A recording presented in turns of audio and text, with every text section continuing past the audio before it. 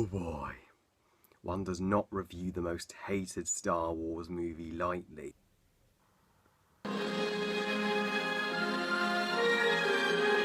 Star Wars Episode 2 Attack of the Clones, written and directed once again by George Lucas, and of course is the second and middle chapter in the Star Wars prequel trilogy. Now, after The Phantom Menace was considered the most disappointing film of all time by Star Wars fans, critics and audiences alike, and everybody hated George Lucas.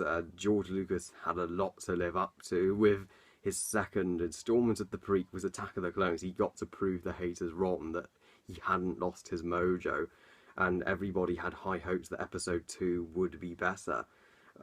However, when it came out, everybody fucking hated it. I am not kidding. Some people thought it was even worse than The Phantom Menace. I mean, this is even universally panned as the worst of the 7 Star Wars films by far. It is not very popular to like this film or defend it whatsoever, but I'm gonna do it anyway because, folks, just like The Phantom Menace, I don't understand the hate for this film. I actually think it's a minor improvement over The Phantom Menace, and it's my second favourite of the prequels. Don't hurt me! I know I've probably pissed off I understand if I've pissed off all the Star Wars fans saying that, but just stick around for the review and let me explain why I think there is a lot to love about Attack of the Clones despite its problems, because it does have its problems, but there's plenty of enjoyment here too.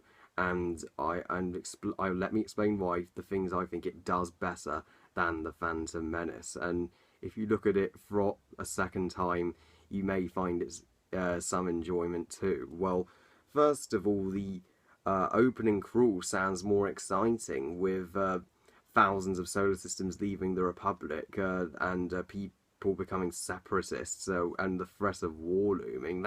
That's a much more exciting opening crawl than The Phantom Menace's boring tax disputes. And while the opening shot of Padme's ship landing on Coruscant is a bit slow and just a scene to show off the CGI at the time, which does look dated as hell, just like Phantom Menace, the part where the ship gets completely destroyed and Padme almost gets assassinated, it's a thrilling, shocking opening that has you fearing for Padme. There's a real there's more of a sense of urgency in this film than there was in The Phantom Menace, and thankfully the political side is kept to a minimum, thank God. Yeah, Padme really gets much more to do in this film than she ever did in The Phantom Menace. Here, she's a total badass, and you really care about her and want her to survive throughout. And we finally see Anakin as an adult, which is what we've all been waiting for. We finally get to see him as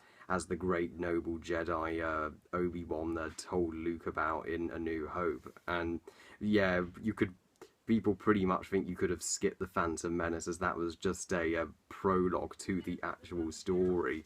We'll discuss why I do think The Phantom Menace was necessary a bit later on in the review. So the relationship between Anakin and Obi-Wan in this film, it's really, that's one of my nitpicks with it, is really not that strong, because most of the time Obi-Wan's a complete douche to Anakin, saying, you can't do this, I'm so much better than you. So people call Anakin a whiny brat just for saying Obi-Wan doesn't let me do this, but literally Obi-Wan never lets him do anything. He bitches at Anakin for absolutely no reason. I sympathise with Anakin. I can see why he's pissed off. I mean, thank God their friendship improves in Episode 3, but their friendship here, it's really not as strong as it could be.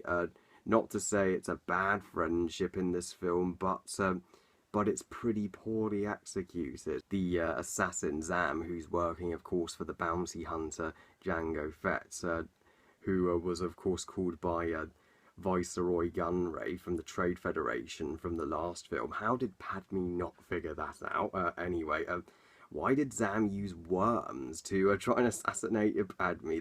I've always found that Oz. I mean, and after Anakin saves Padme, you get a surprisingly decent chasing throughout the streets of Coruscant, which is really thrilling, and Anakin gets to show off his talents tracking down Zam. However, it's obviously filmed on a green screen. While I appreciate the detail that went into Coruscant, the CGI has, boy, it's not aged well. And however, I love the bar scene where they track down Zam in the bar of Coruscant, where you get to explore the actual slums and lowlife of the city, and that was an awesome moment when the Death Stick guy goes up to Obi-Wan and goes, "You want to buy some Death Sticks?" And Obi-Wan uses his classic Jedi mind trick, "You don't want to sell me Death Sticks, you want to go home, rethink your life." Ah, that's classic Star Wars humour there. Good job, George. And I know people just hate Hayden Christensen as Anakin Skywalker. They say in this film in particular, he is one of the worst performances by any actor, but I leave the guy alone. I don't think he's that bad. Granted, this is by far his weakest performance in the series. He gets much better in Revenge of the Sith, but here it's understandable why this is his weakest performance. It's his first time portraying such a difficult character to play, a great man who does fall to the dark side. That's a lot of pressure, and Hayden's trying. He does the best we can do. It's George Lucas's script that really lets him down. And then throughout the majority of the second act of this film, we get the most hated part of this movie, and the prequels by far, the Padme and Anakin romance. Now, I understand why people hate terrible lines of dialogue like this. "I don't like sand." Yeah, either that or "I'm haunted by the kiss that you should never have given me." Yeah, I totally get why people find this romance cringy, because this is George Lucas's first attempt of writing a romance, and it really shows.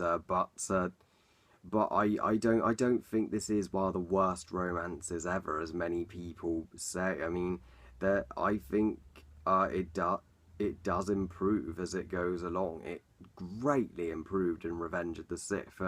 George Lucas finally listened to complaints and really did better. But I, to be honest, find this romance more boring than cringy, to be honest. I mean, not much is happening. Padme and Anakin are just sitting down and talking in romantic locations, and it would have been so much better developed if they were trying to escape the assassin together, and there'd be great banter between the two, and it would be so much better if they actually took time to fall in love. It feels so rushed. I mean, Anakin hasn't seen Padme in 10 years, and as soon as they meet, they fall in love. But as dull to sit through as the romance can be, it does get better, like I said, and it's absolutely necessary, because without it, Luke and Leia wouldn't be born, and there wouldn't be any originals. So at least it led to something great. And I do think it didn't need to take up this much of the film. I agree. I mean, come on, George, this is Star Wars, not Twilight. But there is a couple of moments of genuine chemistry here, believe it or not. Like when then Padme goes, "You're making fun of me," and Anakin's like, "Nah, I've been much too frightened to tease a senator." That's one moment when they're actually having fun together, and there isn't any terrible dialogue. I wish all of the romance was like that. But however, I love Obi-Wan's subplot where he's tracking down the bounty hunter and Padme's assassin. That brought back the fun and action element and entertainment element to Star Wars. And Ewan McGregor gets a chance to shine here, because in the Phantom Menace he was underused, but here he gets his full subplots, and he comes into his own, although he does have to interact with CGI creatures like from Dexter's Diner and the Comedians on Camino. He does a brilliant job, and I love the brilliant setup of the clones that will eventually become the Stormtroopers. That's a little hint that the Empire is on the way, and I love the Jango Fett and Obi-Wan fight.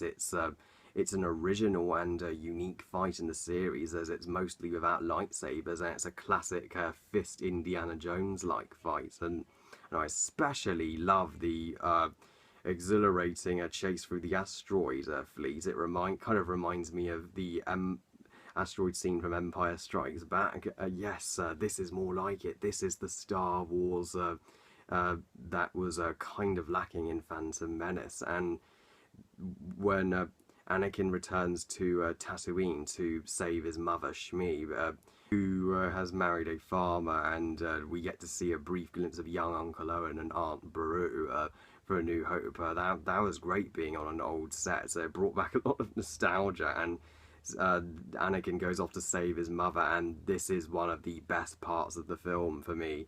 It's when he fails to save Shmi from the Tusken Raiders. It really brings out his anger and brilliantly takes the first step to hit towards his turn to the dark side, where he just annihilates the Tusken Raiders, even the women and children. And I know people just defend the Tusken Raiders, calling Anakin a murdering psychopath, but I don't get why. They've practically murdered and tortured his mother. I mean, if they did that to your mother, wouldn't you be pissed off too? I think that was solid drama. It's a great aspect of the film, and yet people still complain about it. And then we get to the part that pissed off Star Wars fans beyond belief: Jar Jar granting emergency powers to Palpatine, who then creates the Grand Army of the Republic, which will of course become the Empire. So Jar Jar basically destroyed the Jedi and doomed us all. That was George Lucas's middle finger to the fans who hated on Jar Jar.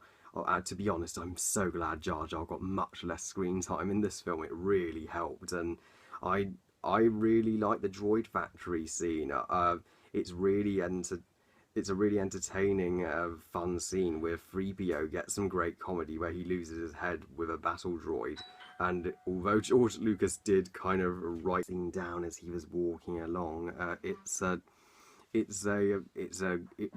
great fun. Without this scene, this film would have been too devoid of action. And the moment when Anakin and Padme finally confess their love for each other, I know there's that awkward line, "I truly, deeply love you," but the moment when they kiss, I found, believe it or not, I found genuinely sweet, and John Williams' score really is really great and elevates that. And the part in the arena, the climax of this film, I think is amazing and so ambitious. They're having to fight these different beasts without lightsabers and use every tactic they can to stay alive. There's so much tension here.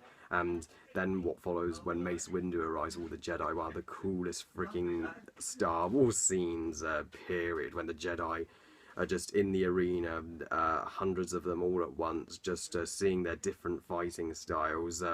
It was epic, and I personally love Jango Fett. I think he is very controversial, but I think as cool as his son Boba Fett. At least Jango got to do some badass things before he got taken out. What did Boba do in the originals apart from just stand around? And then Yoda shows up, the clones battle the droids, and although the CGI does look pretty bad today, back then it must have looked amazing. And it's such an epic finale to the movie that made up for the lack of action before. And to be honest, Count Dooku is probably the weakest Sith Lord in the Star Wars universe so far. While Christopher Lee gives a great performance as usual, Count Dooku has a bland design, and nobody's going to remember him in comparison to Darth Maul. And the duel at the end between Anakin, Obi-Wan and Yoda is easily the weakest duel of the series. It's Darth Maul lightsaber fight was way better, but But once Yoda comes in, then the duel becomes so much better. We get a great force battle, and we actually get to see Yoda pull out a lightsaber and fight. That is awesome. And the ending, while abrupt, does give a decent job of setting up Episode 3 with Sidious meeting Dooku, the clone army being formed, and Anakin and Padme finally getting married. And to be honest, guys, I don't think Attack of the Clones is that bad. At least more happened and less Jar Jar. Still far from perfect, but minor improvements over Phantom Menace. I give Attack of the Clones 3.5 stars out of 5. Well, I love you guys. Thank you all for watching. I hope you enjoyed this review. What do you think of Attack of the Clones? Please comment and let me know. Please like this video and subscribe. Please follow on Twitter and on Google+. And I'll see you all for my Revenge of the Sith review. Bye, guys.